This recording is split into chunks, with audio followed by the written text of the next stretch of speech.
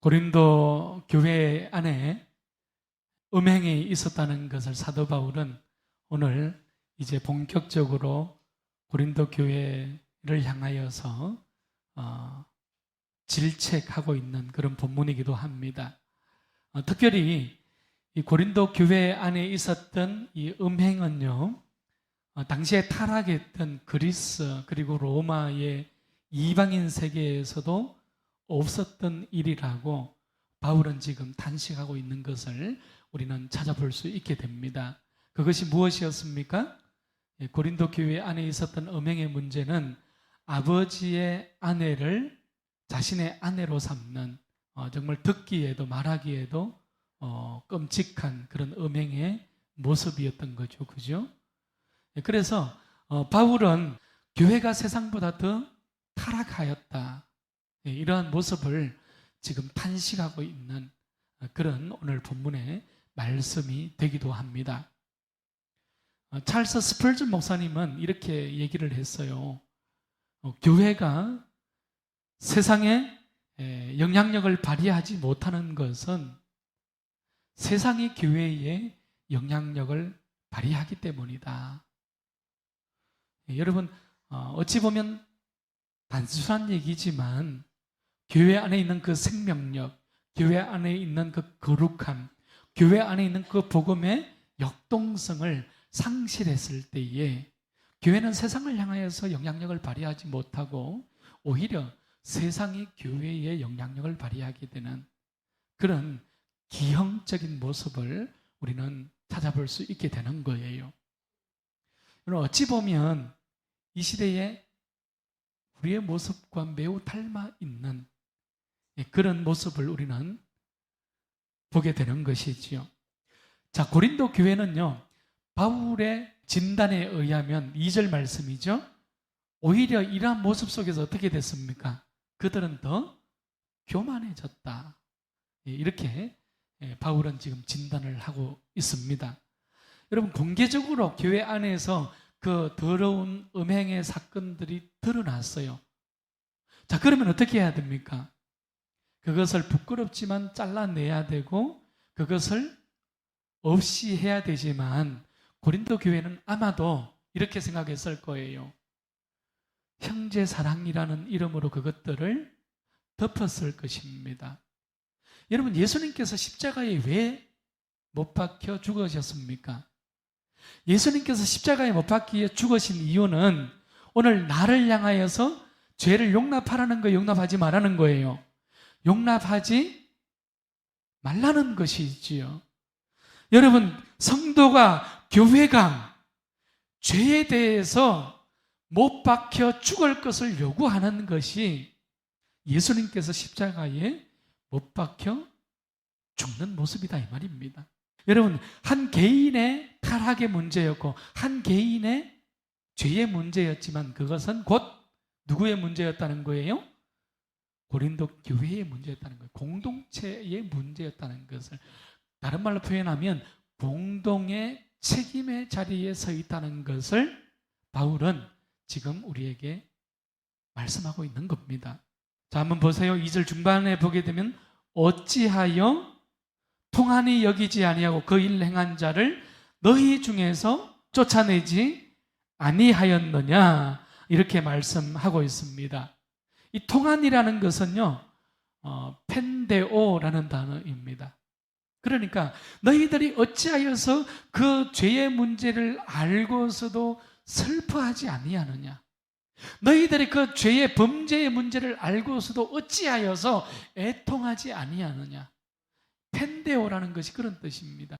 그러니까 바울은 지금 그 범죄한 그 사람도 채찍질하고 질책하겠지만 먼저는 공동체를 향하여서 너희들이 슬퍼하지 아니하고 애통하지 아니하고 너희들의 양심이 그것을 어떻게 수용하고 있느냐, 이 문제에 대해서 먼저 바울은 꾸짖고 있는 모습을 우리는 보게 되는 것이죠. 자, 그러면서 바울은 이 죄의 문제에 대해서 예수님만큼이나 단호하게 지금 대처를 하고 있어요. 어떻게 말씀하고 있어요? 음행을 저지른 그 사람을 공동체에서 쫓아내라는 것입니다. 출교라는 것이죠. 공동체로부터 잘라내라는 것입니다. 왜 그렇습니까? 여러분, 세 가지의 이유 때문입니다. 첫째는 그것을 펜데오, 통한이 여기지 아니하면 그 한 사람의 죄로 인하여서 공동체가 어떻게 된다는 거예요? 교회가 전체가 다 죄를 용납하게 되고 출교당하는 그 범죄한 한 사람에게는 어떻게 됩니까? 여러분, 굉장히 중요한 것입니다. 출교를 시키는 것은 그 사람을 위한 것이거든요. 그러니까 어떤 의미가 있는가 하면 출교를 시킨다는 것은 그 사람이 자신을 돌아볼 수 있는 기회를 주는 것입니다. 그리고 그 자신을 돌아봄으로써 하나님께서 주신 그 마지막의 기회, 구원의 기회를 붙잡고 다시금 회개할 수 있도록 만들어주는 하나의 조치가 출교라는 것이었습니다. 마지막 세 번째는 무엇일까요? 여러분, 마지막 세 번째는 교회 공동체가 정결하고 거룩함을 향해서 나아가는 데 있어서 모든 죄악을 척결한다 그러죠. 모든 죄악들을 도려내므로써 그리스도의 공동체, 그리스도의 몸을 거룩하게 하는 그러한 삶의 자리로 나아가는 것이 바로 출교가 가지고 있는 세 가지의 의미가 되는 것입니다. 바울의 마음에는 지금 무엇이 있어요? 세상의 부패보다 교회의 부패가 더 절망적이라는 것을 우리에게 지금 말해주고 있는 것입니다. 여러분, 빛이 사라지면 어둠이 지배하는 거예요. 그러니까 교회가 타락하고 교회가 부패하고 교회가 생명을 잃으면 세상은 더 이상 희망이 없다는 것이지요. 여러분, 이 세상, 이 역사는 더 이상 희망이 존재하지 않는 거예요. 그래서 오늘 5절로 다시 한번 가보세요. 바울은 굉장히 두려운 얘기조차도 합니다. 5절에서 이 출교에 대한 얘기를 하면서 오늘 그 사람을 누구에게 내어주었어요? 사탄에게 내어주었느니라. 이렇게 바울은 말하고 있습니다. 여러분, 이 말은 그 범죄한 사람의, 음행을 저지른 그 사람의 마음과 그 사람의 행위가 이미 사탄의 지배 아래에 놓여 있고 이미 사탄의 영역 속에 들어가 있다는 사실을 바울이 지금 이렇게 표현하고 있는 것이 되겠죠. 여러분, 요한복음 8장에 가보게 되면 예수님께서 음행을 저지르다가 붙잡혀온 한 여인이 있었잖아요. 사람들이 다 율법대로 돌을 가지고 왔어요. 그리고 그 돌로 쳐서 죽이기 위하여 예수님께 데리고 왔습니다. 그때 예수님께서 사람들을 향하여 무엇이라고 말씀하십니까?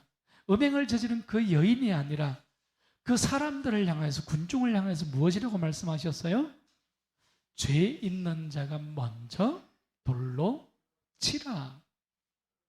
여러분, 그때의 사람들은 한 사람 한 사람 자신의 손에 들고 있었던 이 돌을 내려놓고 돌아갔잖아요. 그리고 한 사람도 남지 않았습니다. 그제서야 예수님께서는 그 음행한 여인을 향하여서 무엇이라고 말씀하고 있습니까? 나도 너를 정죄하지 아니하노니 돌아가서 다시는 죄를 짓지 말라고 주님께서 말씀하시잖아요. 여러분, 예수님께서 가지고 있는 그 율법의 초점이 무엇입니까? 죽임과 정죄와 멸망이 아니라 오늘 그를 다시 이렇게 세우는 것이죠. 그를 다시 하나님의 구원의 기회 속으로 이끌고 가는 것이지요.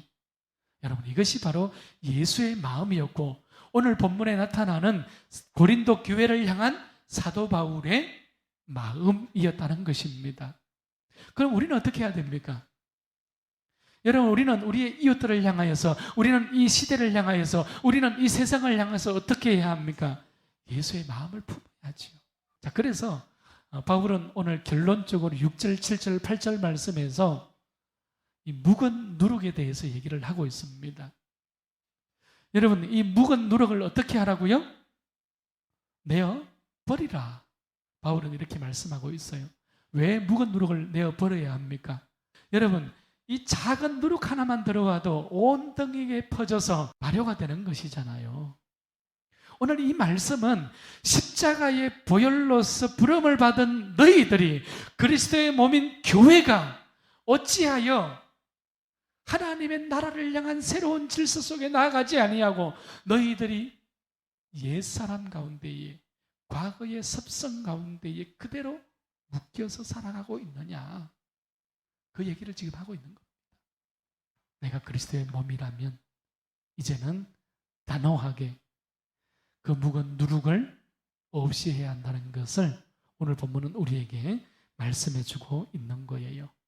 저는 우리 널푸른 교회가 이 광야에서, 이 광야의 길을 걸어가면서 오직 묵은 누룩을 제거하고 새 예루살렘, 새 이스라엘을 세워가는 우리 모두의 삶의 자리가 될 수 있기를 축복합니다.